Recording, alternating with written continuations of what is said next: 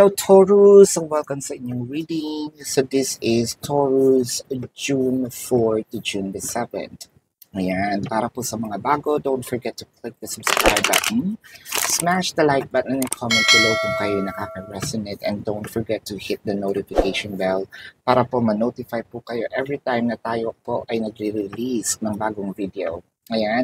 So kung gusto niyo po ng dalawang reading po mula sa akin, meron po tayo doon sa kabilang channel, that is Babaylan TV. Yan po ang ating unang channel catered for our international audience, no? So medyo complicated po yung topic, pero everyday po nagre-release tayo ng video doon. So Taurus, para po doon sa mga gustong sumali sa ating live session, sa kabilang channel din po yun. Pero kung hindi nyo maabutan yung live sessions, pwede naman po kayo magtanong dito sa comment section as long as the question is answerable by yes or no. Ano po? So Taurus, kung hindi kayo masasatisfy sa yes or no na sagot, meron po sa description box, no, na link.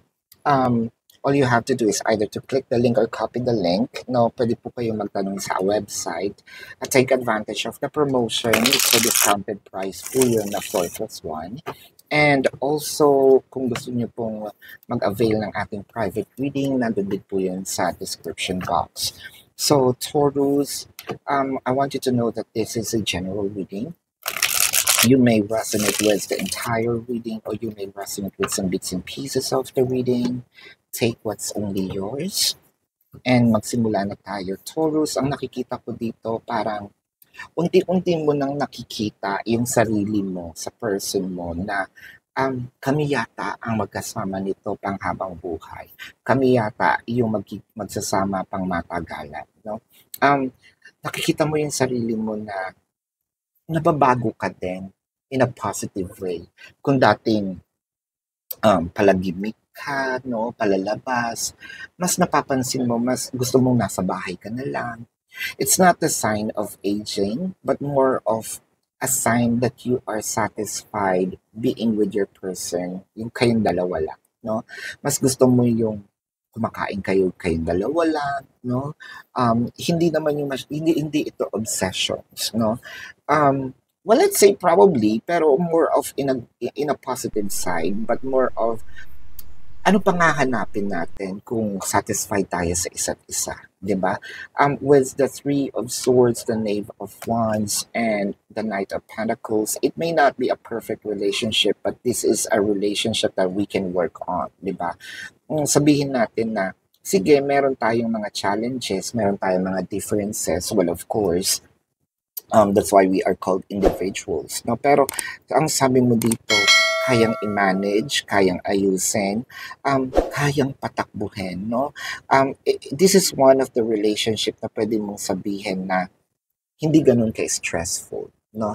Probably in the past, you had been in a relationship that's very chaotic, very toxic.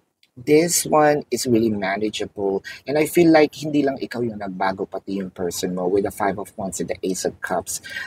This is a mirrored energy na pwede nating sabihin na binago kayo ng pagmamahal niyo sa isa't isa to become a better version of yourself. Ang nakikita ko dito because of love, no?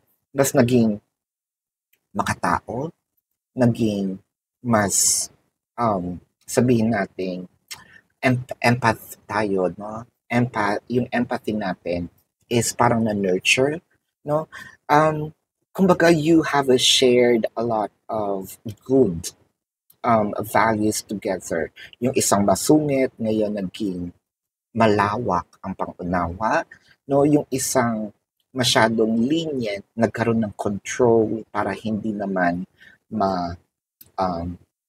take advantage, no, ng kapwa. With the Nine of Cups, the Queen of Cups, what more can you ask for?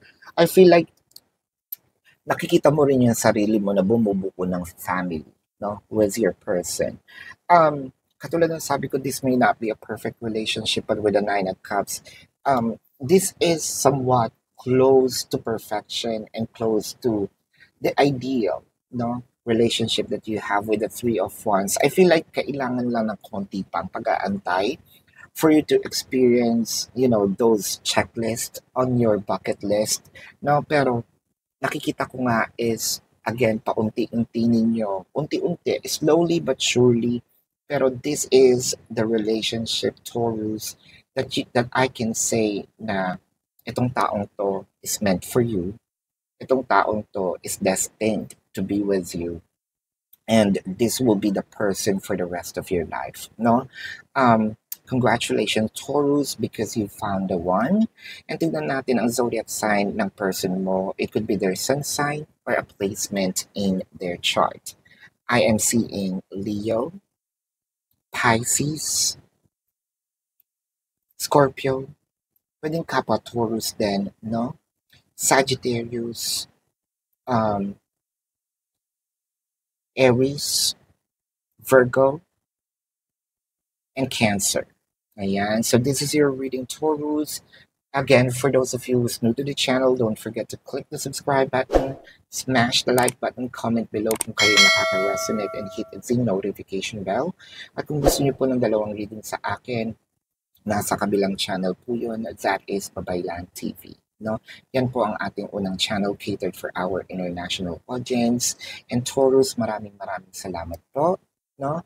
At kung gusto niyo pong sumali sa ating live session nasa kabilang channel, mag-comment po dito sa comment section as long as the question is answerable by yes or no. Paki-check na lang din po yung form kung hindi kayo masasatisfy sa yes or no na sagot. No? Kung gusto nyo rin po mag-avail ng ating private reading, nandito po yan sa description box. Take advantage of all the ways on how you can ask questions. Love and light. Namaste. See you po sa susunod na reading. Goodbye po, Taurus. You want the best of my heart, you just